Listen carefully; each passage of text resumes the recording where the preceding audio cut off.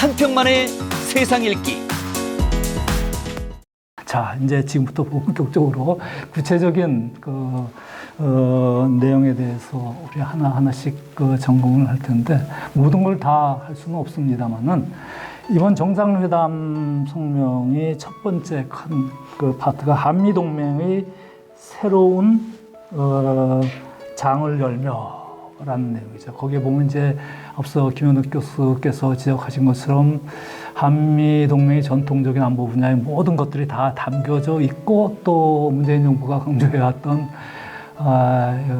판문점 선언이라든가 싱가포르 공동선언, 북핵 문제와 관련한 한반도 비핵화와 관련한 그 선언들에 대한 존중, 이런 내용들이 담겨 있는데, 우리 관심사는 우선 북핵 문제와 관련한, 그리고 한미 동맹 전반적인 구조 속에서 관련한 이야기인데, 우선 북핵 문제와 관련해서 정상성명에 보면은 한반도의 완전한 비핵화, 그리고 외교와 대화를 강조하고 있죠. 근데 많은 언론들이 이 한반도의 완전한 비핵화를 위해서 외교와 대화를 강조하고 판문점 선언과 싱가포르 공동성명이 들어갔다고 강조를 하는데, 사실 미국의 입장에서 보면은 이 한반도의 완전한 비핵화 바로 뒤에 북한의 핵과 탄도일 미사일 문제를 해결할 인텐트, 의지를 한미 정상이 합의를 했다. 그런 내용을 보면 결국 미국이 그동안 북한 비핵화라는 용어를 사용했다가 이제 한반도의 완전한 비핵화로 용어가 정리됐는데, 그러한 미국의 시각을 보여주지 않았는가 생각을 하고, 또 미국은, 바이든 정부는 외교를 가장 전면에 내세웠으니까, 그런 점에서 우선 북핵 문제와 연관된 문제를 박인희 교수께서 먼저 좀 많은 기대가 있었는데, 또 앞서 지적을 해주셨습니다마는 이 풀어가는 데 있어서는 역시 과제가 남아있다. 그리고 아직은 북한으로부터 우리가 토론을 할 때까지는 반응이 아직 안 나왔는데, 뭐 그런 점까지도 좀 염두에 두시면서 말씀을 해주시면 어떨까요? 네. 박영우 위원장님 말씀처럼, 한미 정부 모두에게서, 양국 정부 모두에게서 북한 핵 문제 해결은 한반도 비핵화라는 용어로 이제 정리가 되어 가고 있죠. 그래서 이게 내용적 차원에서는 북한 핵 문제의 해결이지만, 외교적 수사로 표현적 차원에서는 한반도 비핵화라는 용어가 자리를 이제 잡고 있는 상황이고요. 자리를 잡았다고 봐야죠. 그리고 이제 이번 회담에서도 한반도의 완전한 비핵화라는 용어가 이제 사용이 되었습니다. 하지만 앞서 말씀처럼 내용적 차원에서는 북한의 의무를 강조하는 그런 내용이 집어치고 있고요. 사실 이번 한미 정상회담이 열린 타이밍을 한번 생각해 볼 필요가 있는데요. 특히 한반도 북한 비핵화와 관련해서는 불과 바이든 정부의 대북 정책 리뷰가 이제 완료되어서 공개된 지가 불과 얼마 되지 않았고요. 채 한 달이 되었을까요? 정도, 좀 제가 얼핏 생각이 그렇게 되고요.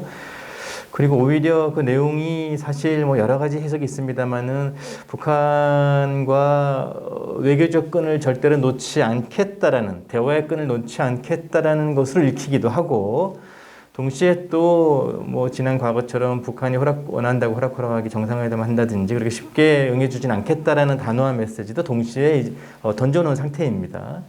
오히려 또 뿐만 아니라 그 이후에 열렸던 첫 의회 공식 연설에서 바이든 대통령이 뭐 이란 문제와 함께 북한 문제를 거론하면서 짧게 외교적으로 접근하겠다라는 뭐 메시지를 다시 한번 던지고 있는 상황이고요.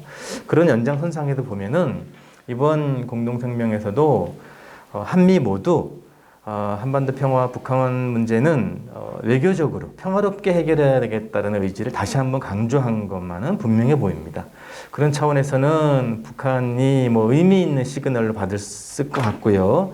그리고 우리 정부가, 문재인 정부가 주장하는 오랫동안 갈구해온 한반도 문제 평화로운 조건을 위해서 미국의 동의를 얻어낸 것으로 이렇게 이제 해석해도 뭐 무방하지 않을까라는 게 제 개인적인 생각입니다. 근데 이제 여기서 또 한 발 더 들어가 보면은 지금 한미 정부 정책 결정자 모두는 1월달 북한의 8차 당대회 이후에 북한의 모든 관심과 이 국가 에너지는 내부 결속, 뭐 내부 단속, 그다음에 내치에 지금 집중되어 있기 때문에 쉽게 어떤 모멘텀이 생긴다고 해서 미국과 담판을 벌이거나 뭐 이런 외교 무대에 쉽게 나올 만한 상황이 아닙니다. 그리고 이런 점을 한미 모두는 너무나 잘 알고 있는 상황이고요. 그래서 이번에 정상회담에서 던졌던 원칙론적인 일종의 뭐라고 할까요? 평화지향적인 메시지, 이것만 가지고 북한이 쉽게 협상 테이블로 나온다거나 북한을 끌어내기에는 부족하다는 것을 잘 알고 있을 걸로 저는 판단이 됩니다. 따라서 원칙론적인 입장에서의 한반도 평화와 북한 문제 해결을 위한 외교적인 입장 강조, 대화 강조라는 메시지는 공개적으로 밝혀놓고, 내용적으로는 여전히 뭐 북한이 아주 원하는 그런 실체 있는 뭘 아직 던지지 않은 그런 상황으로 해석하는 게 저는 바람직한 것 같고요. 그리고 또 동시에 아마 글쎄요, 뭐 의도적으로 이번 공동성명에는 북한의 인권 문제까지 거론되어 있기 때문에, 표현이 들어가 있기 때문에 가장 북한이 민감하게 반응하는 부분이라는 걸 잘 알고, 또 얼마 전에 대북 전단지 건과 관련되어 한미 간에 다소 이견이 있었던 것도 서로 잘 알고 있는 상황에서 이렇게 북한이 거꾸로 하는 사실까지도 함께 거론했다고 하는 것은 여전히 이 원칙론적인 입장에서의 평화지향적인 메시지 전달, 동시에 구체적인 사안에 대해서는 말을 아끼는 이런 내용으로 이해를 할 수 있을 것 같습니다. 하나만 더 첨언을 하자면, 저는 이번 정상회담을 통해서 글쎄요, 제 식으로 질문을 던지면 문재인 대통령과 문재인 정부가 미국으로부터 듣고 싶은, 받아내고 싶은 가장 원했던 선물은 뭘까? 반대로 미국 행정부는, 바이든 대통령과 바이든 외교정책팀은 한국 정부로부터 받아내고 싶었던 가장 중요한 약속은 뭘까? 이걸 생각해 보면은 아마 한국 정부의 입장에서는, 문재인 대통령의 입장에서는 판문점 선언과 싱가포르 합의를 존중한다, 그걸 이어받겠다, 이런 약속이 아닐까 싶어요. 저는 개인적으로. 그런 점에서 보면은 이제 평화를 던지는 메시지는 충분하고, 다만 우려가 되는 부분은 판문점 선언과 싱가포르 합의가 의미 있는 한미 정상회담에서 확답받은, 승인받은, 혹은 광범위하게 국제적으로 공인받은 합의된 사항이기 때문에, 혹시 북한 문제를 자꾸 국내 정치적으로 접근하는 지금 정부의 어떤 경향이 있기 때문에 남은 임기 동안 우리가 예상치 못했던, 쉽게 또 합리적으로 접근하기 어려운 대북 정책을 모색하거나 또 이렇게 준비하거나 이런 앞으로 남은 임기 동안에 경향으로 흘러가는 것이 아닌가 하는 또 우려도 함께 하게 되는 그런 상황입니다. 네, 이상입니다. 네. 박인희 교수님께 이제 북핵 문제 관련해서 질문을 드렸는데, 이제 이 몇 가지 앞으로의 과제이며 동시에 이제 지금 현 시점에서는 다소 우려스러운 지점의 상도 말씀을 해주셨습니다.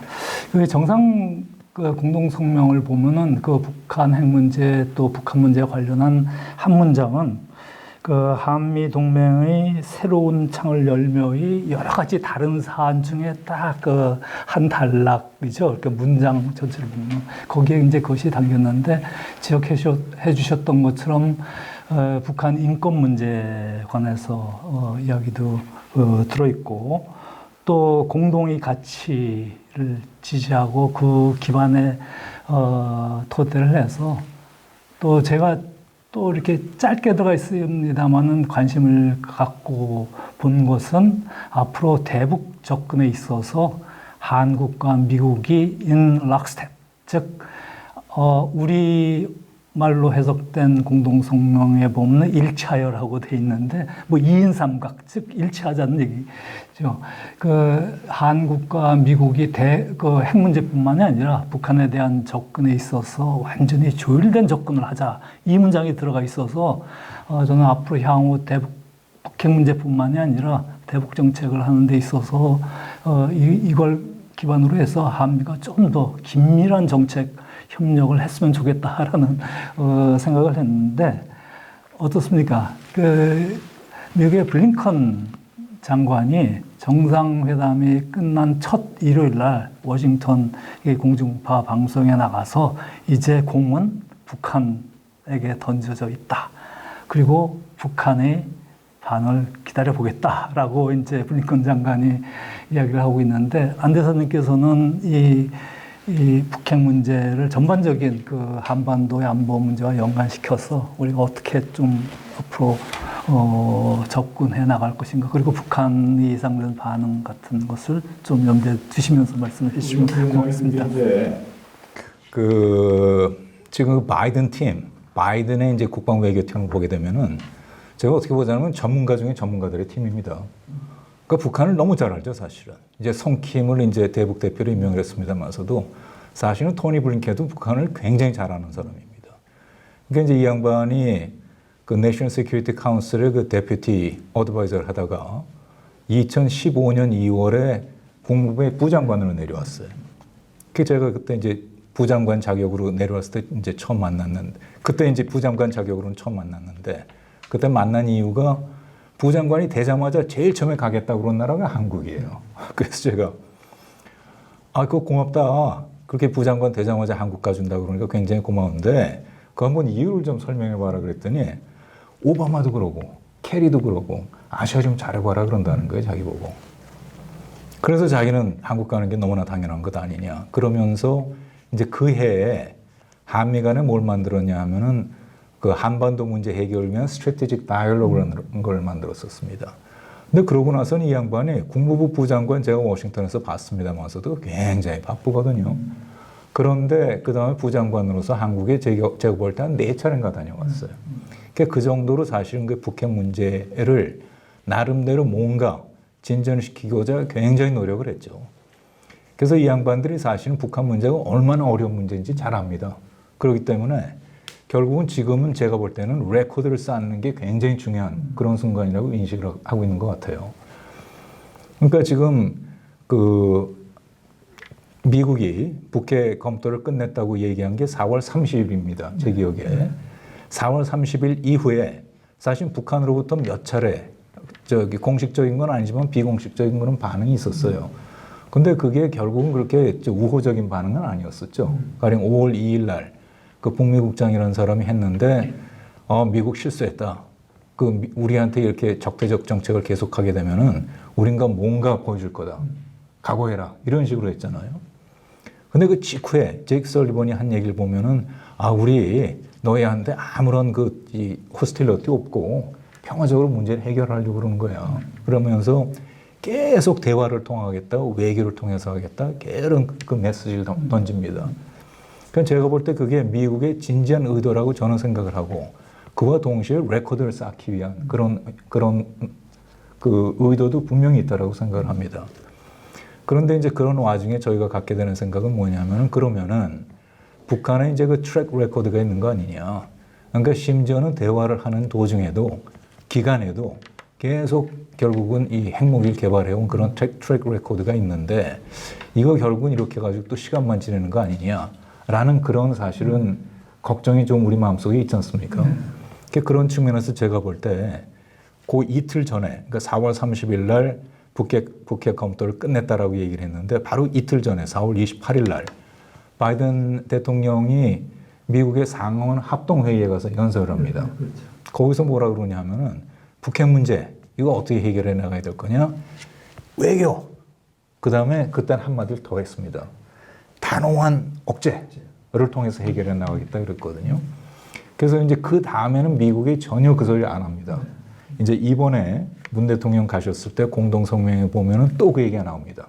억제 얘기가 나오는데, 그건 뭐 당연히 이제 들어갈 거라고 뭐 북한도 예상을 할 거고, 그래서 입으로 얘기는 안 하는데, 그러나 제가 아까 제일 처음 말씀드린 대로 북한의 저희 바이든의 지금 외교 안보팀은 프로 중에 프로예요.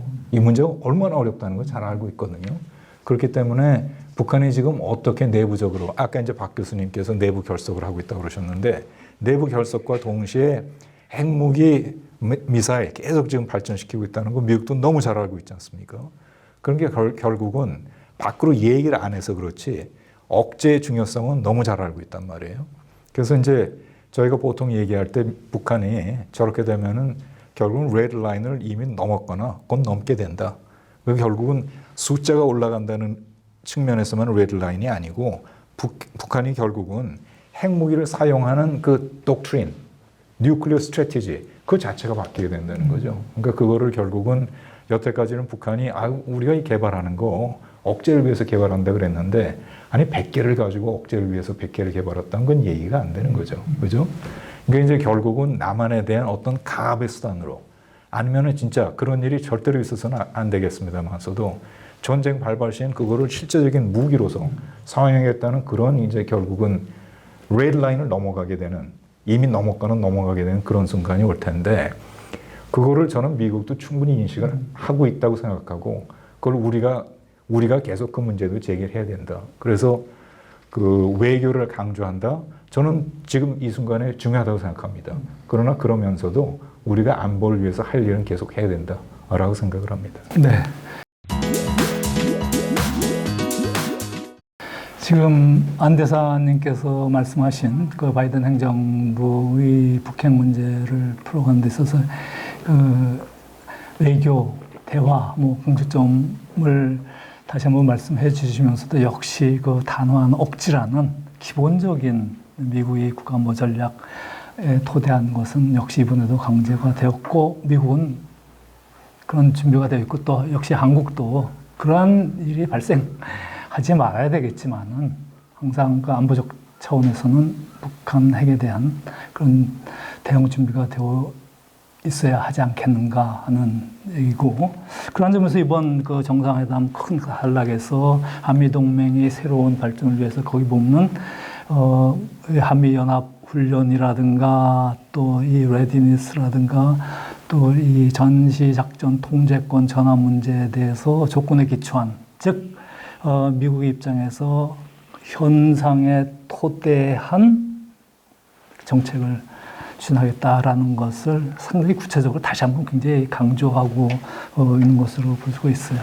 북핵 문제가 다는 아닙니다만은 그럼에도 불구하고 또 많은 사람들이 관심을 갖고 있기 때문에 김현욱 교수님께는 바이든 대통령이 정상회담 끝난 후 공동 기자회견 석상에서 이 김정은을 만날 그 조건이 무엇입니까 하고 미국 여기저기 물어보지 않았습니까?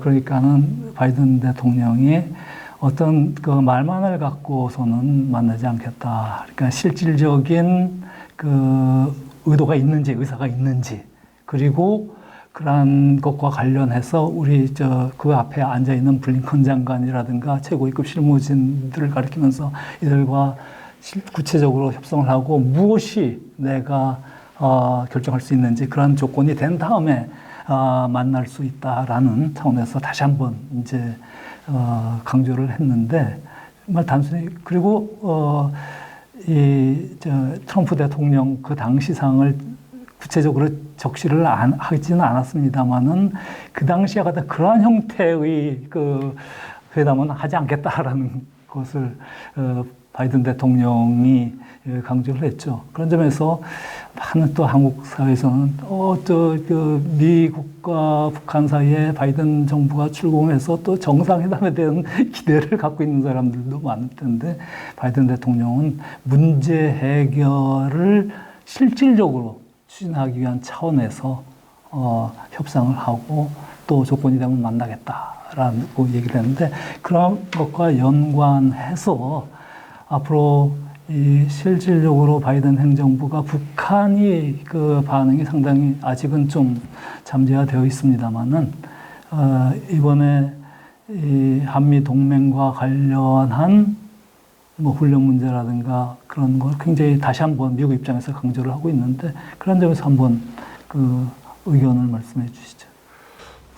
예, 지금 중요한 말씀을 해주셨는데 저는 그 조율된 실용적인 접근이라고 명명을 하지만 그거는 대북 정책의 컨텐츠와 관련된 거라고 저는 보고 바이든 정부가 북한을 대하는 원칙은 이란 핵합의 JCPOA를 이끌어냈던 그 원칙들 계속 적용할 거라고 봅니다.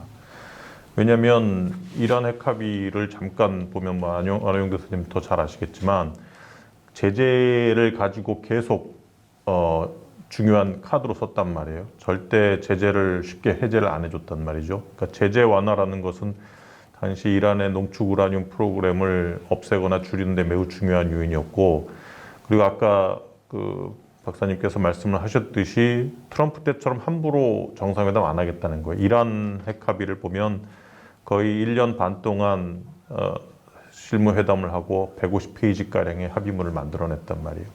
거기에는 아주 디테일하게 가서 인스펙터들이 들어가서 어떻게 사찰을 하는지까지, 이미 사찰이었죠, 그 당시에. 들어가서 적이 의심스럽다 그러면 그것까지 이란이 다 보여줘야 했거든요. 그런 정도까지 디테일하게 다 들어가 있었어요, 두 번째는. 그래서 그런 것들이 뭐 지금까지는 또 이란 핵 합의에 어떤 부분이 있나? 뭐 그러니까 사찰 부분도 중요하고요. 어쨌든 그런 부분들이 계속해서 이제 북한에 계속 적용이 되는 것 같아요.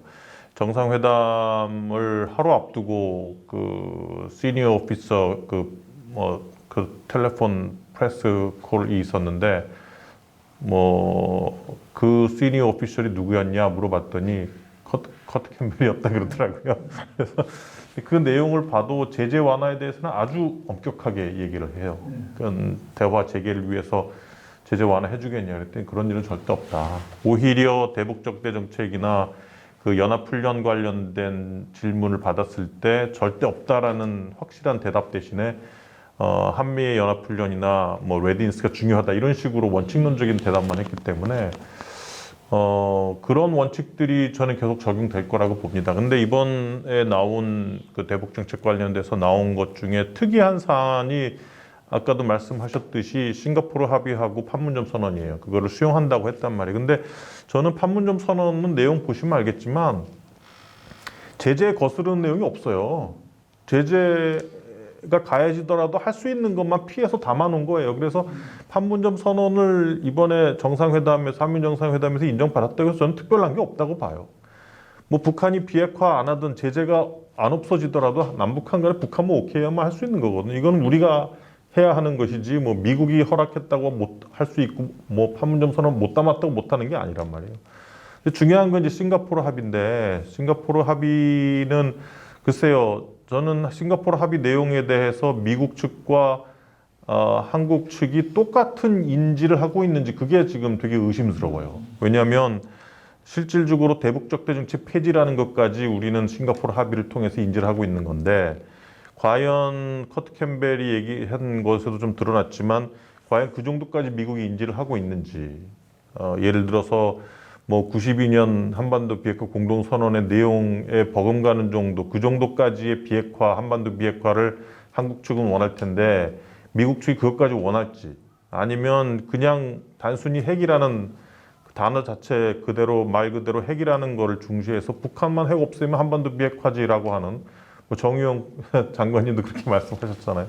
그 정도만 인식을 하는 것인지 그런 것에 따라서도 그 싱가포르 합의 내용을 준수한다는 것이 완전히 변할 수 있기 때문에 앞으로 박인희 박사님도 말씀하셨듯이 북미 회담이 어떻게 진행되는지 또 북한의 뭐 내부 상황 지금 완전 군부가 다 장악하고 있고 그리고 그런 것들에 따라서 전개될 가능성이 높다. 아직까지는 매우 불확실해 보인다 이렇게 보입니다.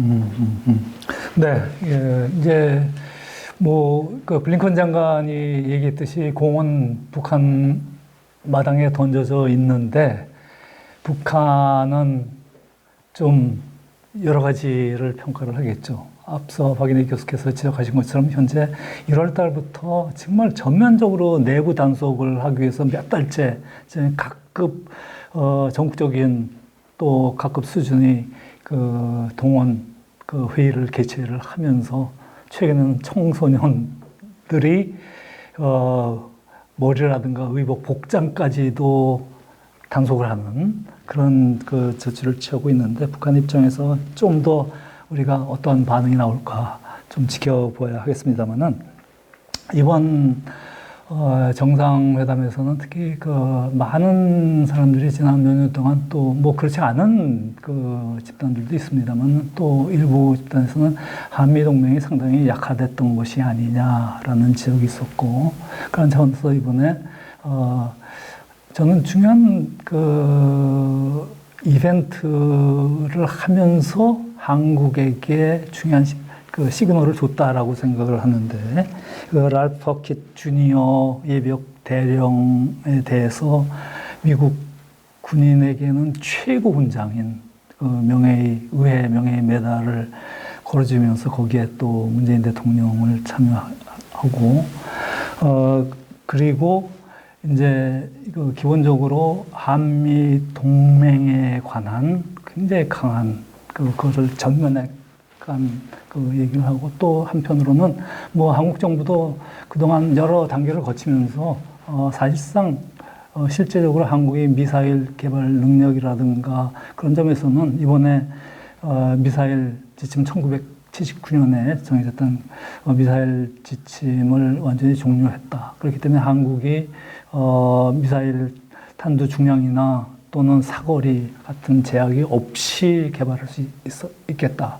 이런 것은 뭐 남북한 차원에서의 군사적 대응 능력뿐만 아니라 중견국으로서 한반도, 동북아 또 인도 태평양 지역에 우리도 좀 기할 수 있는 측면이 있고 또 이 과학기술 측면에서는 우주 개발에도 우리가 상당히 좀 새로운 장을 열었다라는 그 평가를 할 수 있겠는데 저는 안 대사님께 그 한미 동맹 차원에서 이러한 일련의 이번 그 정상회담에서 받는 구체적인 조치 또 특히 바이든 대통령이 55만 명의 한국군에 대한 백신 지원을 약속하지 않았습니까?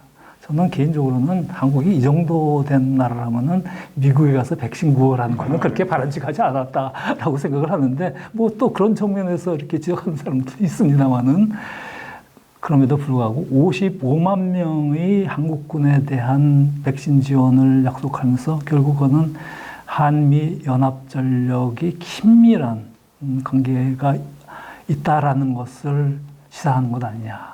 뭐 그런 차원에서 한미 동맹 측면에서 좀 이번 정상회담을 풀어주시죠. 그 한미 동맹 이제 역대 우리나라 정부들이 미국을 방문하게 되면 이제 한미 동맹의 미래 비전이라는 게 좀 많이 발표를 했었죠. 근데 저는 그게 이제 어떤 요식행위가 아니고 대단히 중요하다고 생각합니다. 왜냐하면 이제 한미 동맹이라는 게 곧 이제 70년을 맞이할 텐데 70년이라는 건 사실 엄청나게 긴 세월이거든요. 근데 그 세월 동안에 그게 이제 나름대로 이제 한미 동맹이 우리의 이제 그 정치 발전, 경제 발전, 외교 발전에 큰 그 토대가 되어 왔는데 그럼 이게 이제 과연 앞으로 어떻게 될 거냐? 이거는 사실은 대단히 중요한 문제란 말이에요.